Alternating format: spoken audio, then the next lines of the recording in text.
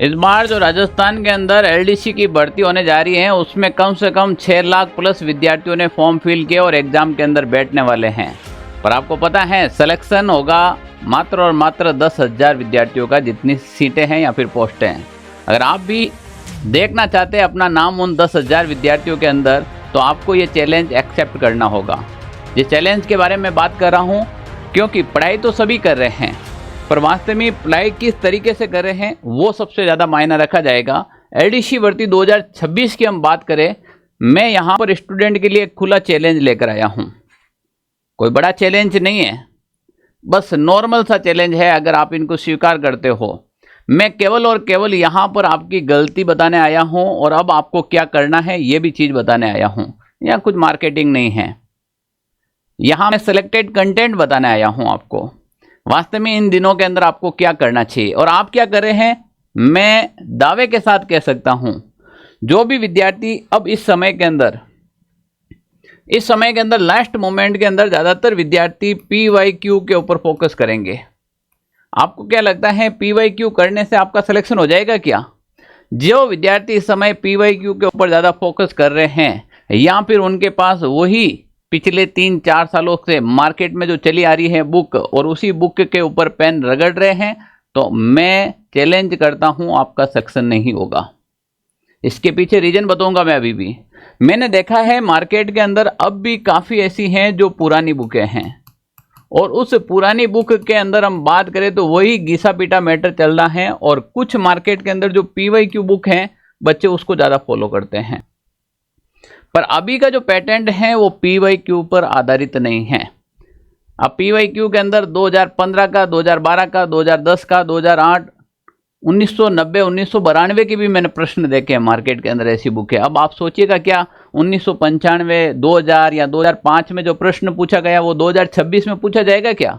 Competition इस level पर है। PYQ देना गलत बात नहीं है, पर ये PYQ का ज़माना था 2020-21 का, 22-23 का मान लो, अब नहीं है। तो सर अब हमें क्या करना चाहिए? हमें तो PYQ ही पढ़े इतने टाइम, हमारे पास वही बुकें हैं जिसको हम पढ़ रहे हैं। देखो अभी जो वर्तमान का जो समय चल रहा है वो समय चल रहा है आपके TYQ का। आप समझेंगे TYQ क्या है सर, एक नए शब्द है आपके सामने। बिल्कुल, TYQ का मतलब होता है दिस ईयर क्वेश्चन, यानी कि 2026 के अंदर जो पेपर हुए हैं क्या वो आपके संज्ञान में है या नहीं है। TYQ का मतलब होता है दिस ईयर क्वेश्चन, यानी कि जो 2026 के अंदर जितने भी पेपर हुए हैं क्या उस पेपर पैटर्न को आपने फॉलो किया है। जो आपके पास बुक हैं, जो आपके पास प्रैक्टिस सेट है, जो आपके पास मॉडल पेपर हैं या फिर जो आपके नोट्स बनाए हुए हैं, क्या वो अभी 2026 के अनुसार अपडेट है क्या, जिस हिसाब से एग्जामिनर अब प्रश्न पूछ रहा है। तो अब यहाँ पर आप ये बुक पढ़ लीजिए, मान लीजिए ये बुक आपने कंप्लीट पढ़ ली, PYQ देख लिया, पर आपने TYQ नहीं किया, यानी कि दिस ईयर क्वेश्चन नहीं किए 2026 के। और ये जो 2026 के क्वेश्चन और 2026 के हिसाब से अभी मार्केट के अंदर कोई बुक चल रही है वो आपके पास होनी चाहिए, जिन्होंने RSSB और RPSC के बदलते हुए पैटर्न को फॉलो किया है। हाँ, ये बात है कि अगर आप इसी को लेकर चलते हैं तो सिलेक्शन भूल जाना।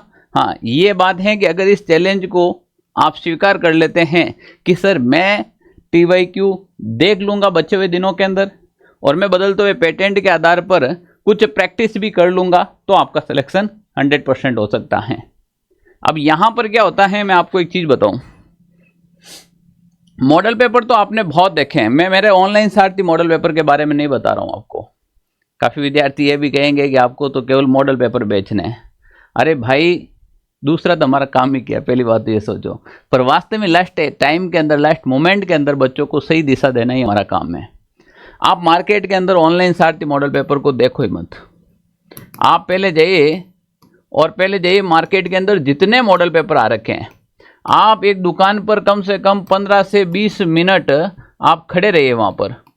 15 से 20 मिनट आप वहाँ पर खड़े रहिए और जितने भी जो मॉडल पेपर आ रखे हैं वो मॉडल पेपर आप देखें एक बार।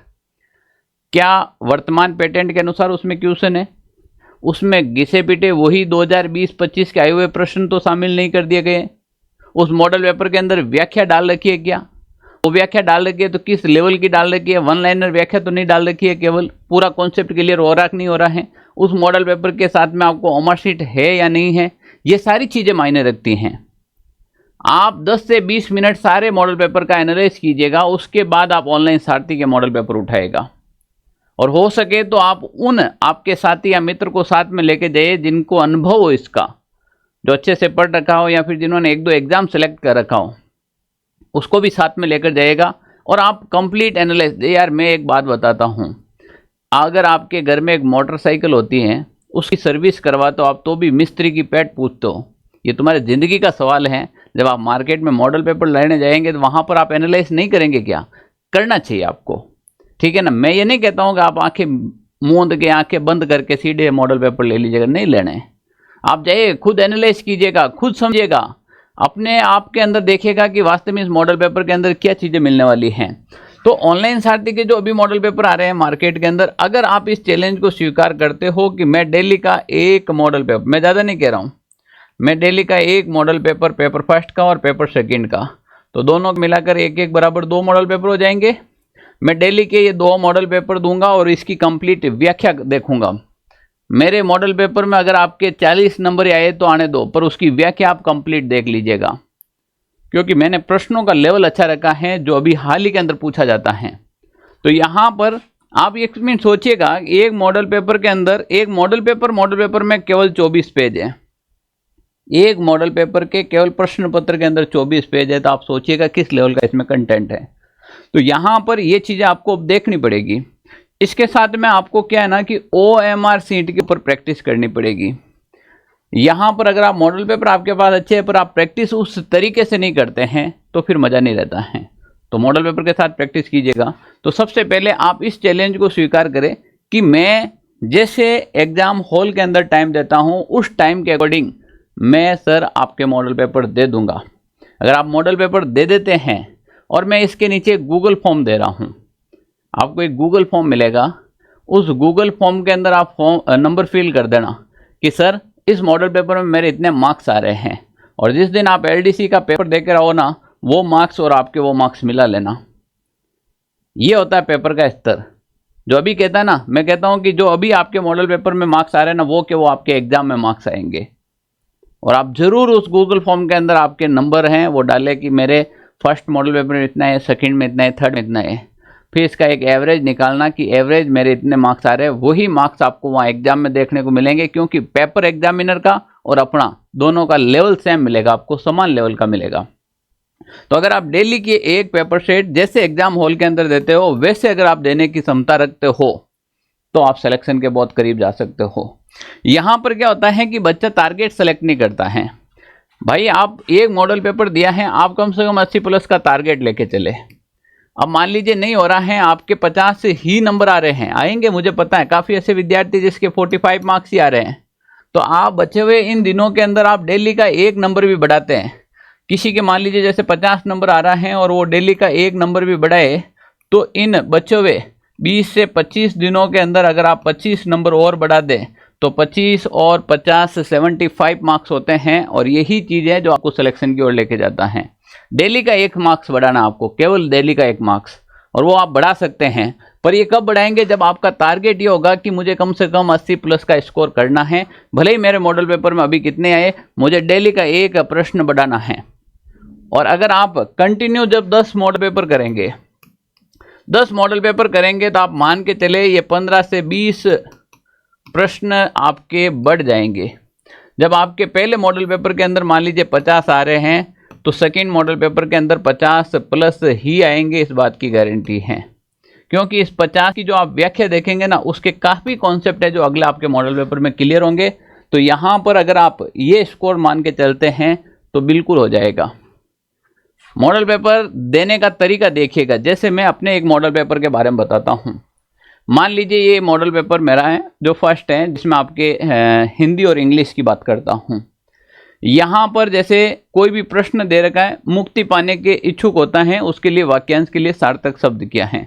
जिजीविषा, मुमुक्षु, तितिक्षा, मुमूर्षु, ठीक है ना, ये सारे शब्द। अब यहाँ पर आप व्याख्या में जाएंगे तो इन चारों शब्दों की व्याख्या मिलेगी आपको वहाँ पर, और आने वाले संभावित और किस टाइप के पूछे जा सकते हैं उनकी भी व्याख्या मिलेगी।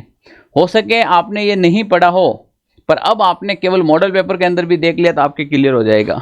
जैसे यहाँ पर अगर अपन कंप्लीट बात करेंगे, ये पूरे के पूरे प्रश्न चाहे हिंदी हो चाहे इंग्लिश हो, ये इसी टाइप के रहेंगे।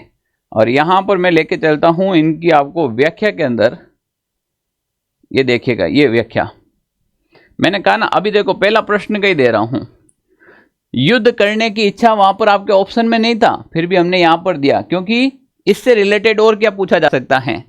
तैरने या पार करने की इच्छा रखने वाला क्या कहलाता है? जिंदा रहने की इच्छा रखने वाला, मरने की इच्छा रखने वाला, मोक्ष की इच्छा रखने वाला, पीने की इच्छा रखने वाला पिपासा, खाने या भूख की इच्छा रखने वाला, भोजन करने की इच्छा रखने वाला। वहां तो ऑप्शन भी 4 ही थे, हमने यहाँ पर कम से कम 10 पॉइंट मेंशन किए। इतनी शानदार व्याख्या अगर आप करोगे तभी आप सिलेक्शन ले पाओगे, क्योंकि अभी जो समय चल रहा है इसके हिसाब से आपको इस पैटर्न से चलना पड़ेगा। उसके बाद जैसे आप ये सारे प्रश्न के अंदर यही व्याख्या देखने को मिलेगी यहाँ पर।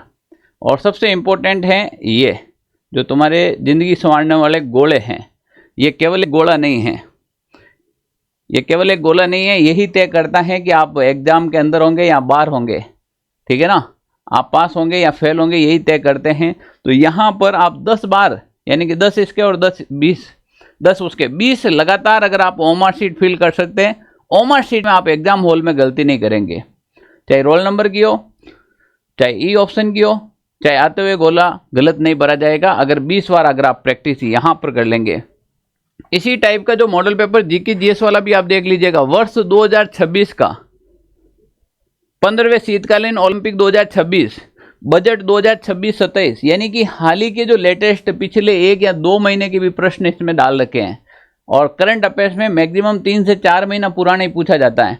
अब किसी ने आज से 5 महीने पहले ही 4 महीने पहले एलडीसी का मॉडल पेपर लेके आ गए या फिर बुक लेके आ गए, उसमें ये चीज़ें कहाँ मिलेगी, उसमें ये चीज़ें कहाँ मिलेगी। इसीलिए मैं देर से लाता हूँ हमेशा, क्योंकि वो सारी चीज़ें इसमें शामिल कर सके, वो सारी चीज़ें इसमें मिलेगी। इसमें भी वो की वो व्याख्या मिलेगी आपको शानदार। मैथमेटिक्स के अंदर जिस विद्यार्थी को बिल्कुल भी नहीं आता ना, वो मैथ कर सकता है। जैसे 122 नंबर की क्वेश्चन देख लो, 116 नंबर की क्वेश्चन देख लो, इतनी शॉर्ट व्याख्या दे रखी है। और वो विद्यार्थी कर रखा है जिसकी मैथ बिल्कुल भी बेसिक है, 0 लेवल की मैथ है, वो भी कर सकता है। और ओमार शीट इसके पीछे भी मिलेगी।